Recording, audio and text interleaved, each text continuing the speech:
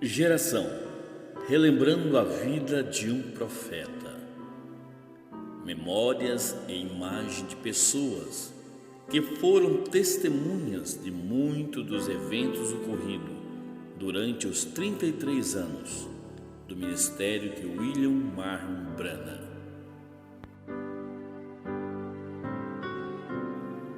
Grande é o Senhor e muito digno de louvor, e a sua grandeza inescrutável. Uma geração louvará tuas obras a outra geração e anunciará as tuas proezas. Salmo 145, versículo 3 e 4.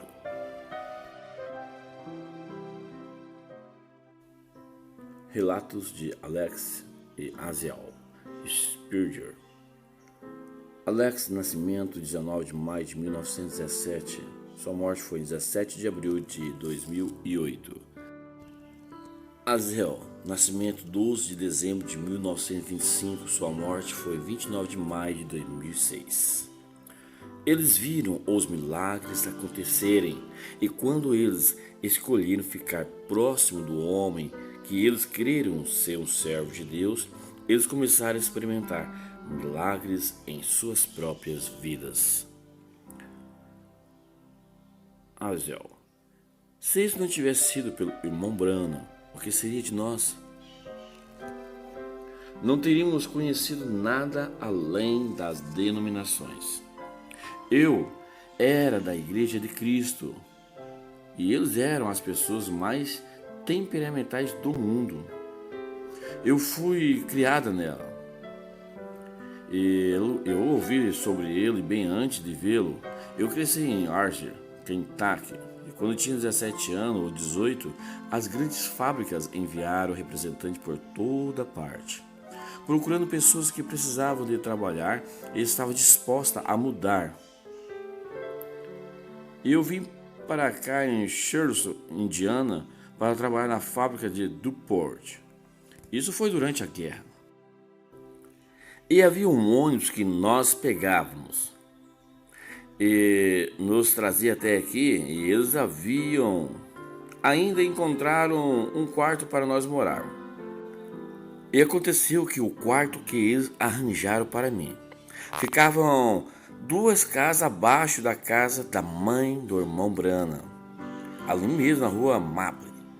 É claro que eu não sabia nada sobre o irmão Branham naquela época, mas eu me lembro que uma noite um grupo de nós adolescentes estava fora na varanda conversando, e a proprietária do nosso quarto colocou a cabeça para fora e disse: "Vocês todos fiquem bem quietos. O filho da senhora Branham é um ministro e ele está lá conversando com as pessoas. Mas foi só depois que casei e nós tivemos que mudar para Farm, Kentucky, para Jeffersonville em 1953, que eu vim ao tabernáculo e o irmão Branham me batizou. O irmão e a irmã Charter me trouxeram e eu fui batizada com um velho roupão da senhora Shirley. Eu não trocaria aquela experiência por nada no mundo." Alex: eu saí do movimento pentecostal. Meu pai era um pregador pentecostal lá das montanhas. Minha irmã foi quem me falou sobre o irmão Branham. Depois que ouvimos, nós ficamos procurando estar perto dele. Eu queria estar onde ele pudesse me alcançar e me tocar se alguma coisa acontecesse. Então nós mudamos para Jeffersonville. Eu estava sentada na igreja uma vez e eu estava realmente doente. Billy Paul veio e disse: "Você está doente?" Eu disse: "Sim, eu estou tão doente como nunca estive em minha vida." Ele disse: "Venha comigo." Ele me levou para ver o irmão Branham. Ele estava sentado lá no quarto próximo à plataforma e ele me pegou pela mão e me olhou de cima e embaixo. Quero dizer, isso era como se ele pudesse ver através de você. Ele ficou calado por alguns segundos. Então ele disse: Eu não vejo nenhum mal em sua vida. Aquilo foi tudo para mim. Hazel. Nós morávamos na rua Park Place, número 18, por quase 10 anos. Era bem próximo da casa do irmão Brana, na rua Alameda. Ele passava com seu carro e algumas vezes nós estávamos sentados ali na varanda, com muitos visitantes que vinham apenas para tentar dar uma espiadinha nele quando ele passava. Ele veio nos visitar uma vez quando eu tive um sonho. Eu estive costurando por todo o dia e o meu cabelo estava bagunçado. Eu parecia uma mendiga. Quando alguém bateu, Dora foi até a porta e disse: Mamãe, o irmão Brana está à porta. Era quase 7 horas da noite e ele estava com aquela carta que eu tinha escrito para ele sobre meu sonho. Ele disse que queria explicá-la para mim. O irmão Brana falou sobre o meu sonho quando ele pregou nomes blasfemos, mas só foi depois que eu sentei para ouvir a fita que eu percebi o que ele queria que eu entendesse sobre aquele sonho. Eu entrei na fila de oração uma vez com um problema de queda de bexiga. Os médicos tinham dito que não podia fazer nada. Eu passei pela fila de oração e senti a presença do Senhor tão forte que senti como se eu estivesse derretendo. 3 dias mais tarde, eu estava de pé em frente da pia lavando louça e senti algo subindo no meu estômago. Minha bexiga estava completamente levantada e colocada de volta ao lugar. Alex. Todos me perguntaram sobre a vez que eu fui chamado. Durante a fila de oração, quando eu estava atrás do irmão Brana no batistério, em 18 de junho de 1965, eu sempre sentia que eu deveria deixar os outros, aqueles que tinham viajado de tão longe para estar no culto, ocupar os assentos no santuário. Então eu achei um lugarzinho atrás das cortinas da plataforma. A única pessoa que também estava lá atrás era o irmão Frank Nelson.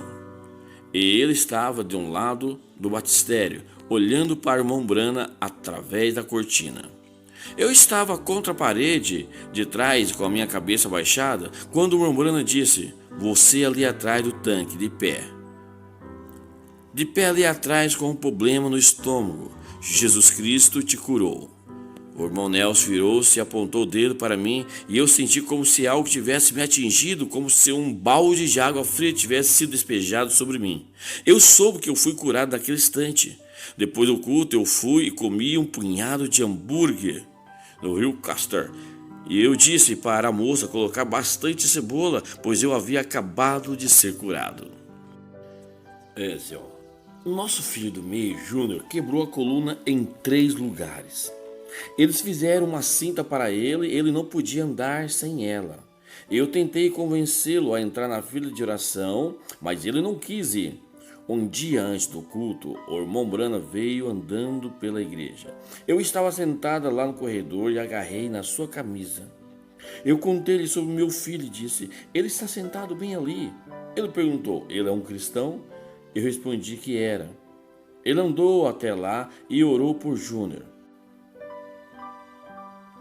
Eu vi Júnior acenando com sua cabeça, mas eu nunca soube o que o irmão Brana disse a ele. No dia seguinte, eu joguei a cinta no lixo. Júnior disse: Mamãe, eu não posso andar sem ela. Eu disse: Você tem que andar, porque ela já era. E eu joguei no lixo. Desde que você recebeu a oração, você tem que ter fé suficiente e crer. Eu tinha que ter fé por ele para fazer aquilo. O Senhor curou as suas costas. Alex, nós dependíamos do irmão Brana. Enquanto ele estava por perto, quando estávamos doentes ou havia algo nos incomodando, nós íamos ao irmão Brana e ele era o suficiente, ele resolvia. Sempre aconteceu assim. Hazel. Quando o nosso filho, John, estava no exército, ele pegou seus papéis dizendo que estava sendo enviado para o Vietnã. O envelope estava na mesa com um selo sobre ele. E ele estava se preparando para partir. O irmão Brana nos disse: Reclame sua família quando você orar. Então eu orei: Deus, o Senhor pode curar e o Senhor pode mudar as ordens. No nome de Jesus, mude-as.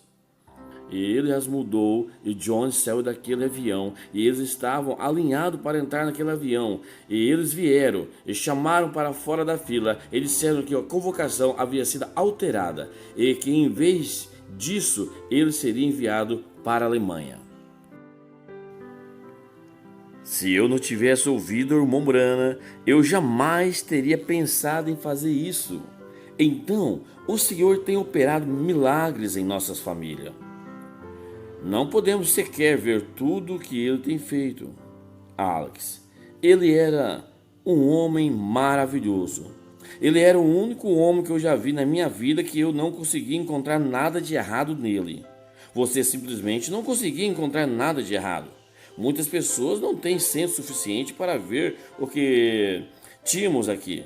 Ele era o homem mais humilde e verdadeiro que eu já conheci.